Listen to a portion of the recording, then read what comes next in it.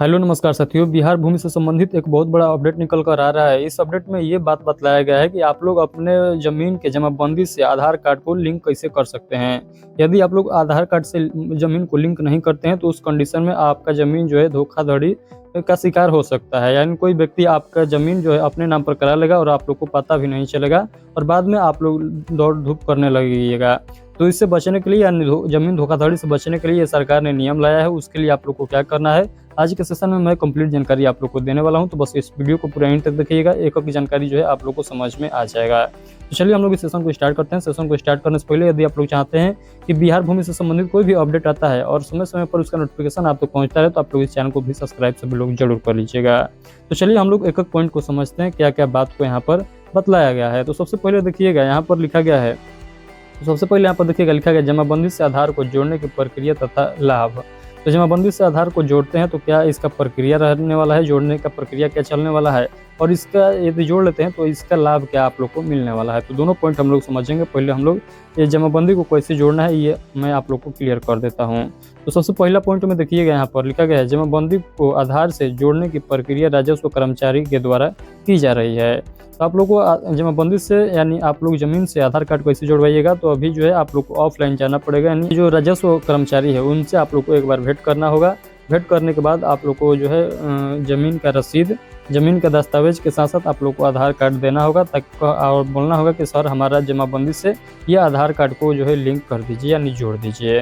तो अभी आप लोग को क्या करना होगा, जाना होगा कर्मचारी के पास, कर्मचारी से भेंट करना होगा यदि आप लोग जमाबंदी से आधार जो है जुड़वाना चाहते हैं। तो आई होप कि आप लोगों को पता चल गया है कि जमाबंदी से आधार जो है कैसे जोड़ने वाला है। तो उसके बाद आप लोग समझिएगा, उसके बाद मैं आप लोग को बतला दूं कि आप लोग जो ज़मीन से जो है आधार को जुड़वा देते हैं तो इसका बेनिफिट आप लोग को क्या होने वाला है। तो सबसे पहले यहाँ पर एक पॉइंट आप लोग देखिएगा, सबसे पहले इधर पढ़िएगा जमाबंदी को आधार से जोड़ने का लाभ क्या मिलने वाला है।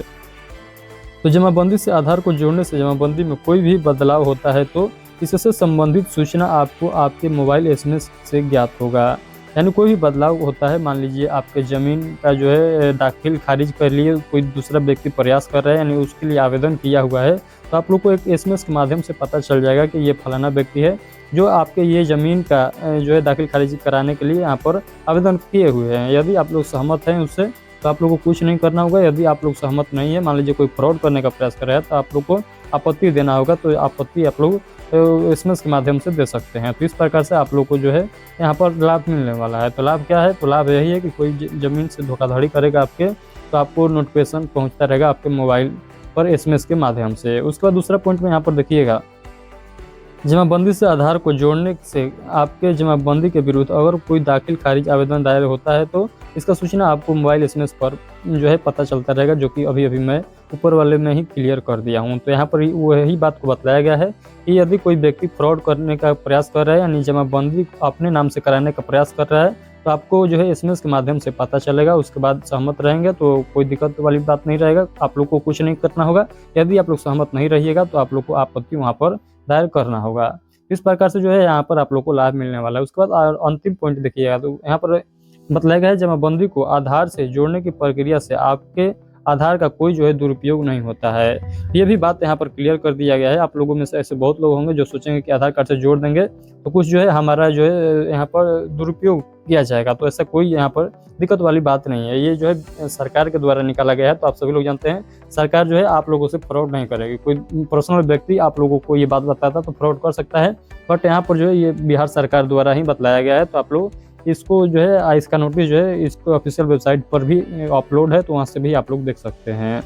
तो आप सभी लोग सिंपल भाषा में समझिए कि आपका जो ज़मीन है उस ज़मीन से आधार कार्ड और मोबाइल नंबर को जोड़ना अनिवार्य है। यदि आप लोग नहीं जुड़वाते हैं तो आप लोग जो है धोखाधड़ी का शिकार हो सकते हैं। आपका ज़मीन कोई व्यक्ति अपने नाम पर करा लेगा और आप लोग को पता भी नहीं चलेगा। तो आप लोग को जमाबंदी से यानी अपने ज़मीन से आधार कार्ड लिंक कराने के लिए आप लोग को राजस्व कर्मचारी से क्या करना होगा, भेंट करना होगा। राजस्व कर्मचारी से भेंट करके आप लोग जमाबंदी से आधार कार्ड जुड़वा सकते हैं। तो चलिए अभी के लिए इतना ही रखते हैं। आई होप कि जो मैं यहाँ पर पॉइंट बतलाया हूँ सभी पॉइंट आप लोग को क्लियर पता जो है चल गया होगा, यानी क्लियर तरीके से समझ में आ चुका है। यदि थोड़ा बहुत भी आप लोग को डाउट कुछ लग रहा है इस सेशन से रिलेटेड, तो आप लोग इस वीडियो के कमेंट बॉक्स के माध्यम से पूछ सकते हैं, मैं उसका रिप्लाई जरूर दूंगा।